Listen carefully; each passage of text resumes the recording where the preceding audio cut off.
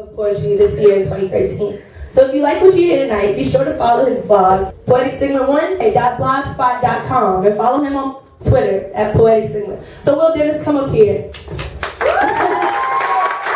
Thank you.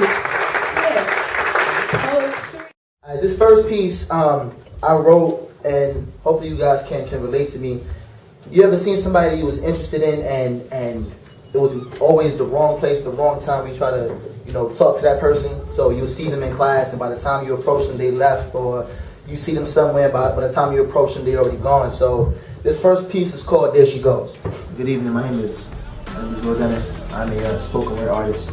I've been writing poetry since I was 9 years old, been performing since I was 15. The reason why I write poetry is it allows myself to give the crowd an outlet. It allows them to see a different side of me that no one really realizes until I step on that stage and I take on a new persona. I write to give people that can't muster up the courage to say what's on their mind a voice. I write to unwind from my tiresome day or to unleash my emotions. I used to have a temper, and now instead of unleashing my frustrations out on somebody or something, I unleash it out on the pen and the paper. That's why I write, and that's what poetry has done for me. Damn, she's fine. Once again, she crosses my path in my mind, and my heart swells up with the feelings that only I and God know. So as she walks on by, I wall away in the distance, and thoughts begin to cross my mind of how it might be if we were together. I think of drifting away with her alone, where only us and the elements is our audience. And as I smell her aromatic fragrance, I clutch to her like women clutch handbags. I think about us making love and the sound of her breathing and moaning as our soundtrack. And then I think about the long nights just enriched in conversation, until no surprise, I realize that she might be the one. Nah, she's more than a pretty face and a smile.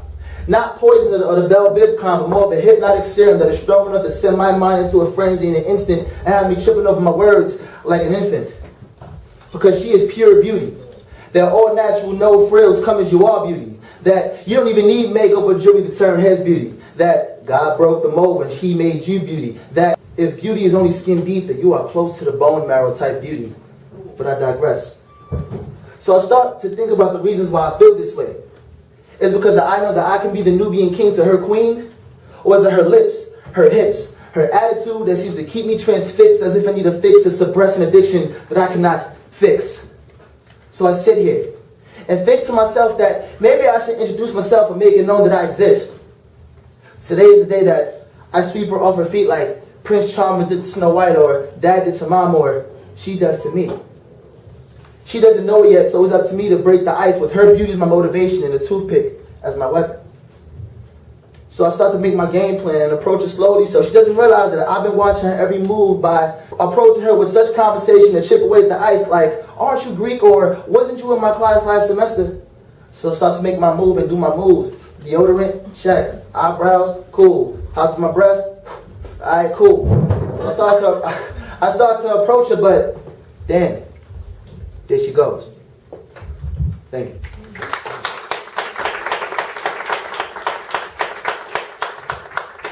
So this next piece, has anyone ever seen the movie by Eddie Murphy called 1,000 Words? Yeah. Or heard of it? The movie is about this guy that pretty much he has 1,000 words before he dies. And even though it wasn't a great movie, I thought it was a dope concept. So imagine that someone told you they didn't tell you had years to live or months to live, but your life is defined by a word count. That's crazy. So this poem is inspired by that. This poem is called 500 Words.